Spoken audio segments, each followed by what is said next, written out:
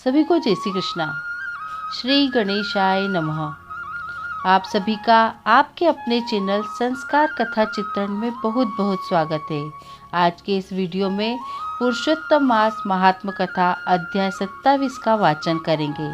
और हाँ, यदि मेरे द्वारा व्रत कथा का वाचन आपको पसंद आ रहा है तो कृपया आपके अपने इस चैनल का कथा चित्रण को सब्सक्राइब कीजिए और वीडियोस पसंद आने पर लाइक कीजिए, शेयर कीजिए और कमेंट कीजिए।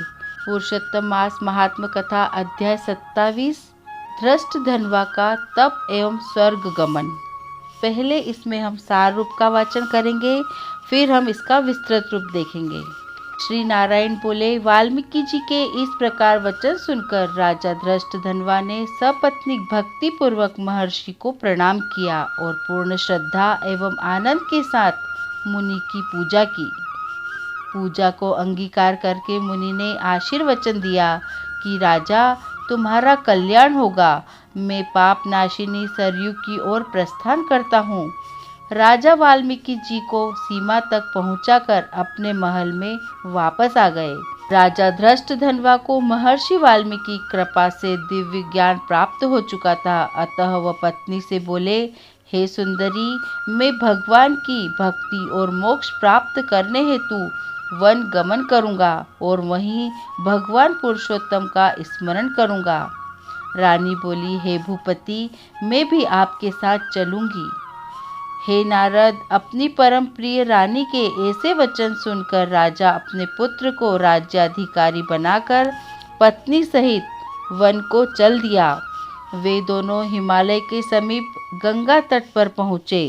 पुरुषोत्तम मास प्रारंभ होने पर पूरे मास वे तीनों कालों में स्नान आदि करते और पुरुषोत्तम भगवान का स्मरण करते हुए वे दोनों दिन रात भगवान की पूजा आराधना करने लगे।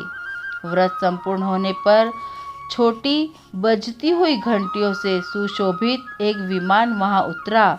उसमें पुण्यशील और सुशील नामक भगवान श्री हरि के गण विराजमान थे। राजा रानी को दोनों गणों ने नमस्कार किया और फिर दोनों को आदर सहित विमान में बिठा लिया। इस तरह रानी सहित राजा ने दिव्य शरीर धारण कर गोलोक को प्रस्थान किया। अतः वे दोनों श्री भगवान पुरुषोत्तम के लोक में आनंद पूर्वक निवास करने लगे। यह कथा सुनाने के बाद श्री नारायण कहने लगे, हे नारद, भूले बिसरे भी जो इस मास में उपवास, स्नान, दान और जप कर लेता है, वह पुरुषोत्तम मास सब मासों में श्रेष्ठ और अक्षय फल देने वाला है। इस मास की कृपा से तो दुष्ट वानर भी हरि के सानिध्य को पा गया था। नारद जी वानर की मुक्ति की बात सुनकर आश्चर्यचकित रह गए। उन्होंने भगवान से कहा, हे प्रभु, वेदों और शास्त्रों में मानव जन्म को ही संपूर्ण मुक्ति का साधन बताया गया है। फिर वह अज्ञानी वानर पुरुषोत्तम मास की सेवा से कैसे मुक्त हो पाया? हे तपोनिधे, वह वानर पूर्व जन्म में कौन था? वह कहाँ निवास करता था और उसे क्या फल मिला? श्री नारायण ने कहा, हे नारद, वह वानर पूर्व जन्म में केरल प्रदेश का एक अति लोभी ब्राह्मण था। पिता ने उसका नाम चित्र शर्मा रखा था, परंतु अत्यंत कंजूस होने के कारण लोग उसे करदय के नाम से पुकारते थे। धन के लोभ में लिप्त रहने के कारण उसने न तो कभी हवन किया और न ही वह पितरों को तृप्त कर सका। स्त्री पुत्रादि का भी उसने उचित ढंग से पालन नहीं किया। इस तरह वह सभी पर अन्याय और अत्याचार करता हुआ केवल धन संचय में लगा रहा। उसने न दीपदान किया, न ब्राह्मणों को भोजन कराया।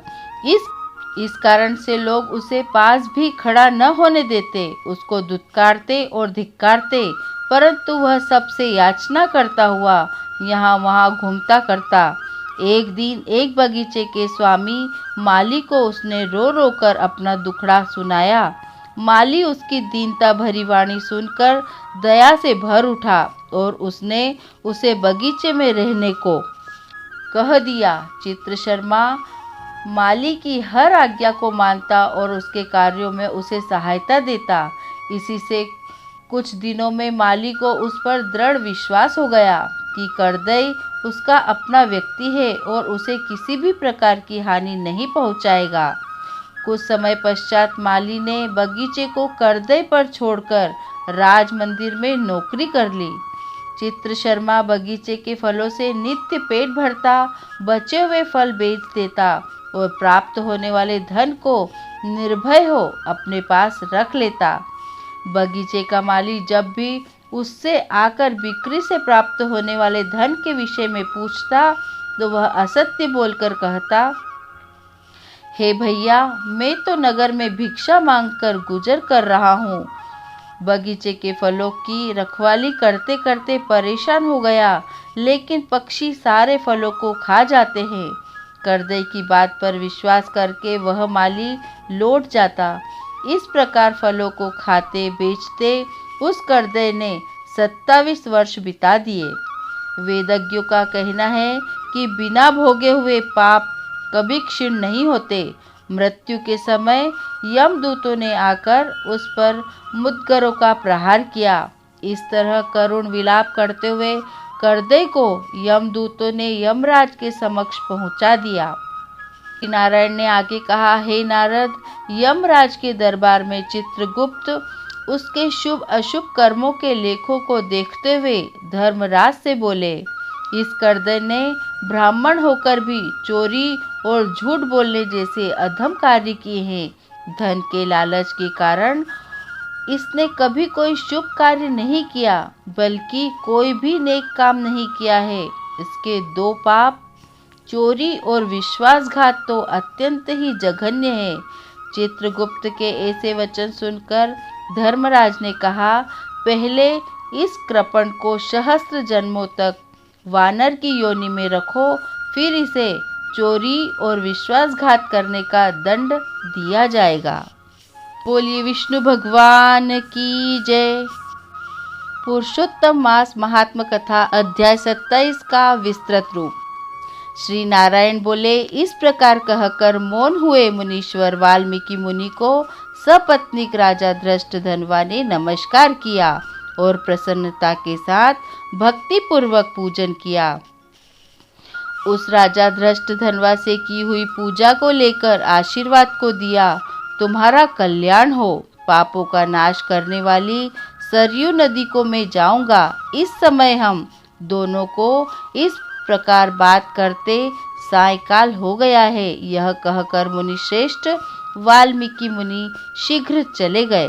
राजा धृष्टद्युम्न भी सीमा तक वाल्मीकि मुनि को पहुंचाकर अपने घर लौट आए। घर आकर अपनी गुण सुंदरी नामक सुंदर स्त्री से बोले, ए सुंदरी, राग द्वेष लोभ मोह मद इन 6 शत्रुओं से युक्त गंधर्व नगर के समान इस असार संसार में मनुष्य को क्या सुख है। कीट विष्ठा भस्म रूप और वात पित्त कफ इनसे युक्त मलमूत्र रक्त से व्याप्त ऐसे इस शरीर से मेरा क्या प्रयोजन है। हे वरारोहे, अध्रुव शरीर से ध्रुव वस्तु एकत्रित करने के लिए पुरुषोत्तम का स्मरण कर वन को जाता हूँ। तब वह गुण सुंदरी ऐसा सुन के विनय से नम्रता युक्त तथा शुद्धता से हाथ जोड़ अपने पति से बोली, हे नृपते, मैं भी आपके साथ चलूंगी। पतिव्रता स्त्रियों के पति ही देवता हैं। जो स्त्री पति के जाने पर पिता स्वल्प देता है और भाई भी स्वल्प ही देता है, अत्यंत देने वाले पति के साथ कौन स्त्री न जाएगी। इस प्रकार प्रिया की बात को स्वीकार कर पुत्र का अभिषेक कर स्त्री सहित शीघ्र ही मुनियों से सेवित वन को गया। दोनों स्त्री पुरुष हिमालय के समीप गंगा जी के निकट जाकर पुरुषोत्तम मास के आने पर दोनों काल में स्नान करने लगे। हे नारद, वहां पुरुषोत्तम मास को प्राप्त कर विधि से पुरुषोत्तम का स्मरण कर भार्या सहित तपस्या करने लगे। ऊपर हाथ किए बिना अवलंबन पैर के अंगूठे पर स्थिर आकाश में दृष्टि लगाए निराहार होकर राजा श्री कृष्ण का जप करने लगे।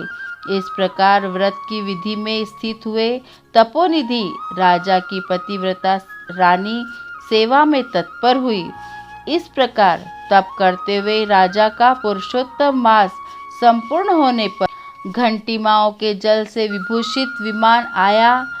ऐसे तत्काल आए हुए पुण्यशील और सुशील सेवित विमान को देख स्त्री सहित राजा आश्चर्ययुक्त हुआ। विमान में बैठे हुए पुण्यशील और सुशील को नमस्कार किया। पुनः वे स्त्री सहित राजा को विमान में बैठने की आज्ञा दिए। स्त्री सहित राजा विमान में बैठ के सुंदर नवीन शरीर धारण कर तत्काल गोलोक को गए। इस प्रकार पुरुषोत्तम मास में तप करके भय रहित लोक को प्राप्त होकर हरि के निकट आनंद करने लगे। और पतिव्रता स्त्री भी पुरुषोत्तम में तप करते हुए पति की सेवा कर उसी लोक को प्राप्त हुई। श्री नारायण बोले, हे नारद, मेरी एक जिह्वा है, इस समय इसका वर्णन क्या करूं? इस पृथ्वी पर पुरुषोत्तम के समान कुछ भी नहीं है। सहस्त्र जन्म में तप करने से जो फल प्राप्त नहीं होता, वह फल पुरुषोत्तम मास के सेवन से पुरुष को प्राप्त हो जाता है।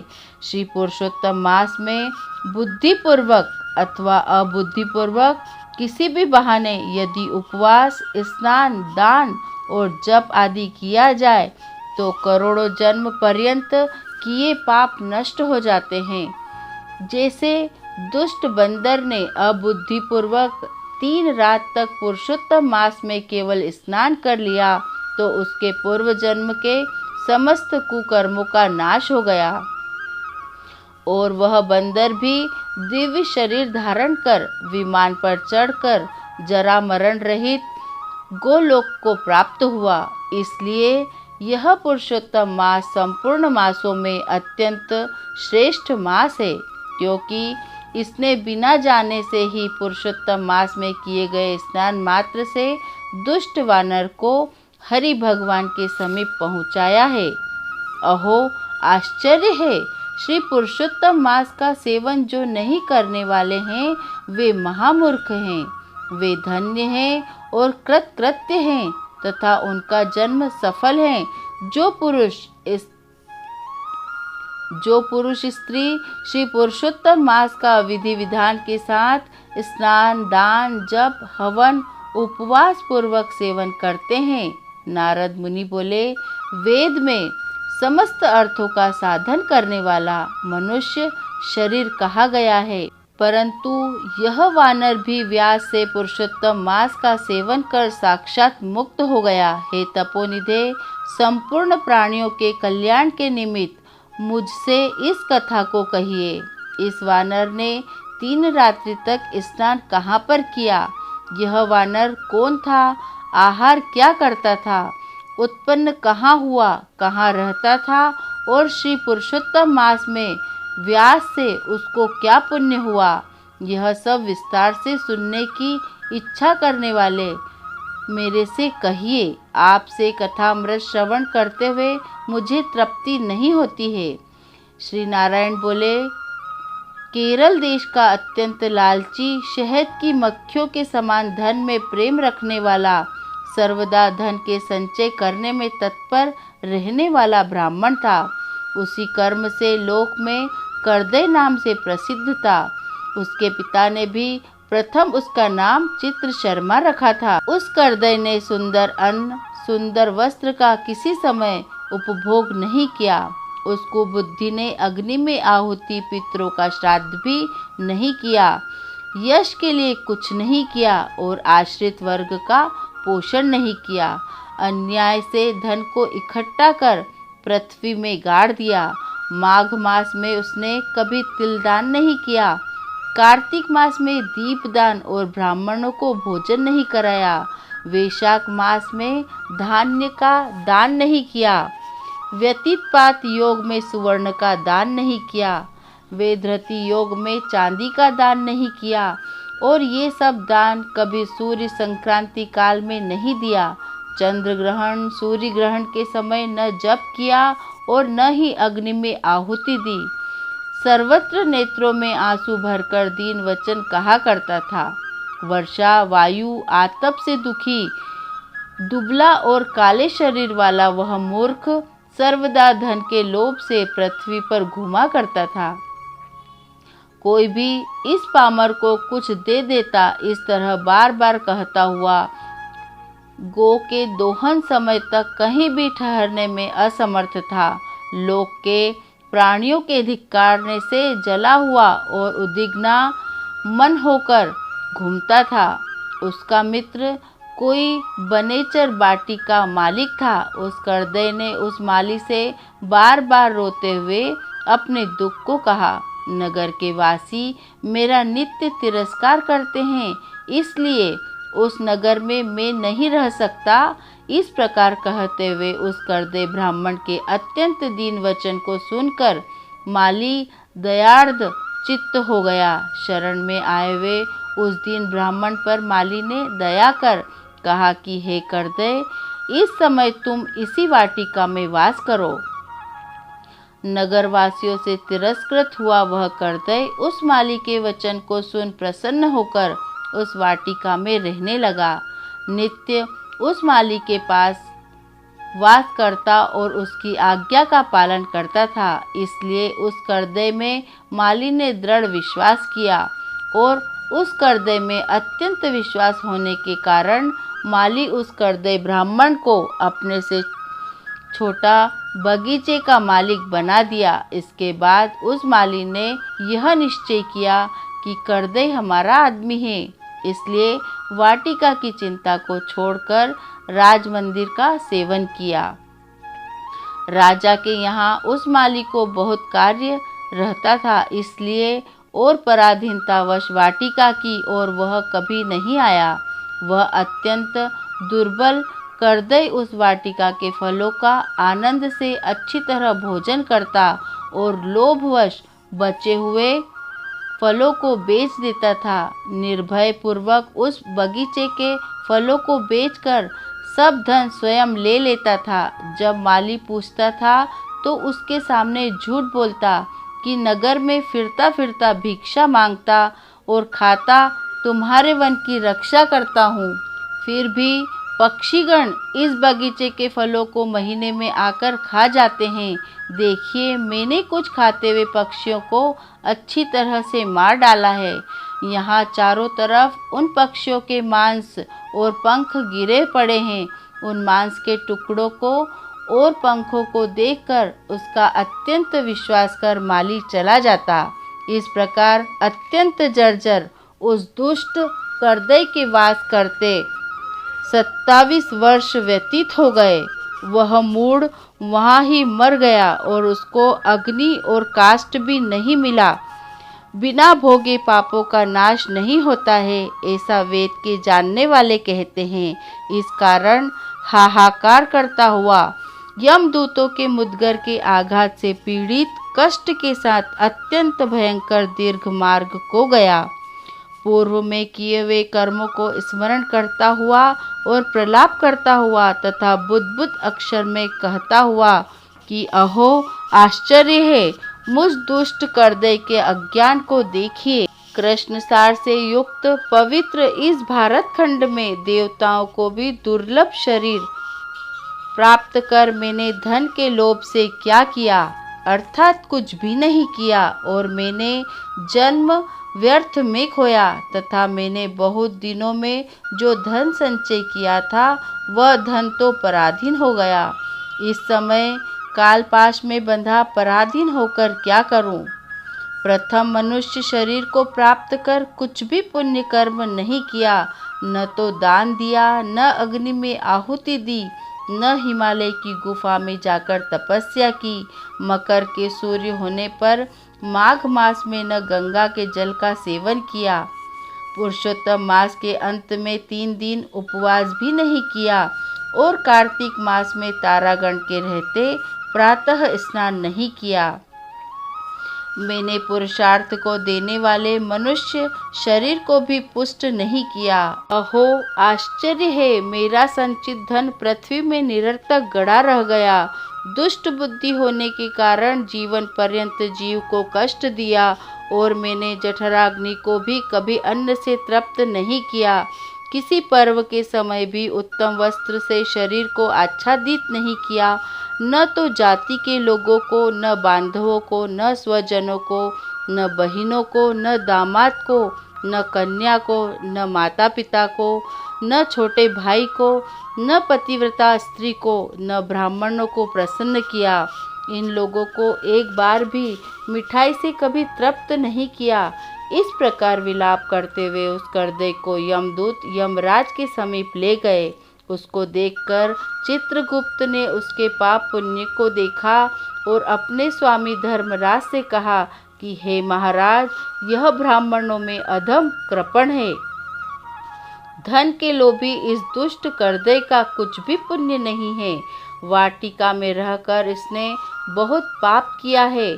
माली का विश्वास पात्र बनकर साक्षात स्वयं फलों को चुराया है और जो पके हुए फल थे उनको खाया है। जो खाने से बचे हुए फल थे उनको इस दुष्ट ने धन के लोभ से बेचा है। एक फलों के चोरी का पाप, दूसरा विश्वासघात का पाप। हे प्रभु, ये दो पाप इस कृपण ने अत्यंत उग्र है और इसमें कई प्रकार के अनेक पाप है। नारद मुनि बोले, इस प्रकार ब्रह्मा के पुत्र चित्रगुप्त के वचन को सुनकर अत्यंत क्रोध से युक्त धर्मराज ने कहा, यह करदय 1000 बार वानर योनि में जाए और विश्वासघात का फल इसको बाद में होवेगा। बोलिए विष्णु भगवान की जय। इति श्री बृहन्नारदीय पुराणे पुरुषोत्तम मास महात्म्ये सप्तविंशो अध्यायः। आपको पुरुषोत्तम मास महात्म्य कथा अध्याय 27 सुनकर कैसा लगा? आप अपने कमेंट्स के द्वारा हमें अवश्य बताएं। यह कथा पसंद आने पर लाइक और शेयर जरूर करें। ऐसी ही धार्मिक और प्रेरक कहानी सुनने के लिए हमारे चैनल संस्कार कथा चित्रण को सब्सक्राइब कर लें ताकि हमारा अगला वीडियो आप तक पहुंच सके। धन्यवाद। जय श्री कृष्णा।